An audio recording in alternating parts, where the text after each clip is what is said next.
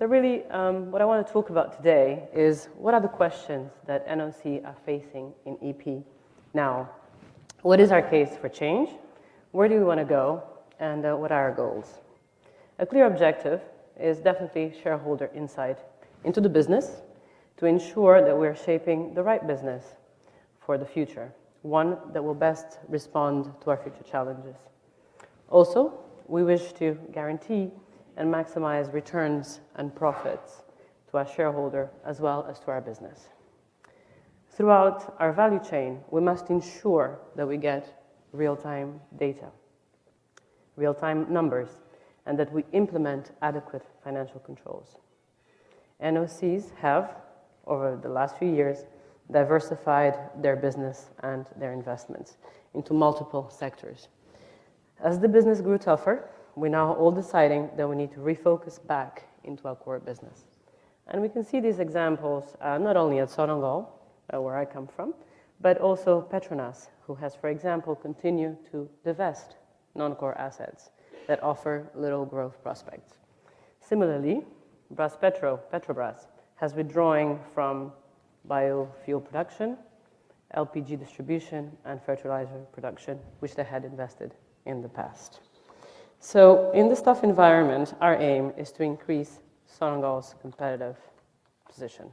The key factors on the process so far that we have undertaken has been strong leadership on the process. This allows us a resolute steering and accountability of everyone. Fast decision-making through closely monitoring the works.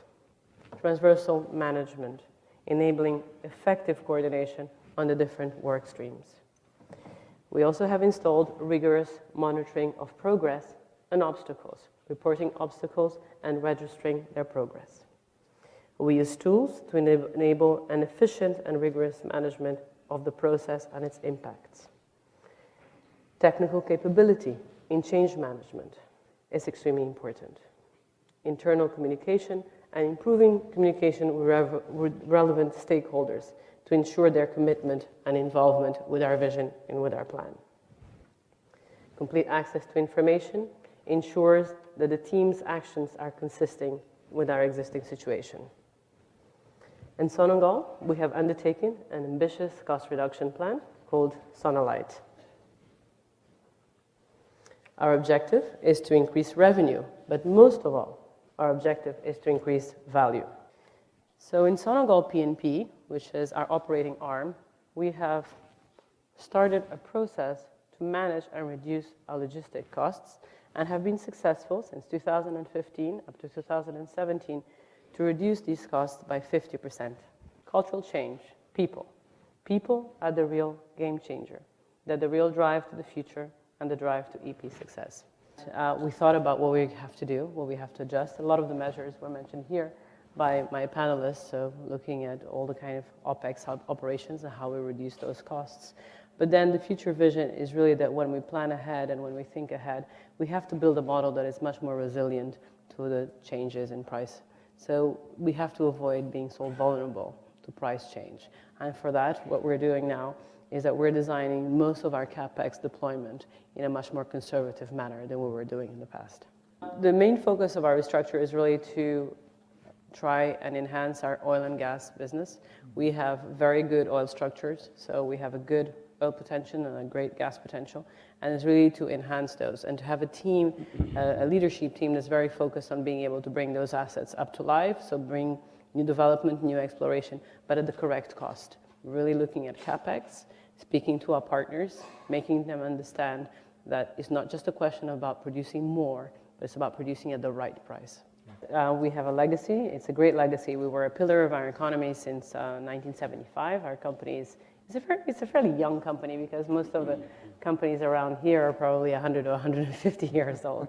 But of course, we had a tremendous task on our shoulders. We were involved in different types of businesses. We have invested in agricultural businesses, in the health sector, in social housing, and we were a pillar of Angolan economy. But as Angolan economy grew, and we were the fastest growing economy in Africa and the fastest growing economy in the world for a number of years, also the diversification of our economy became a reality. So there's a lot of private sector growth, And as a Sonangol, we no longer need to be involved in all these sectors.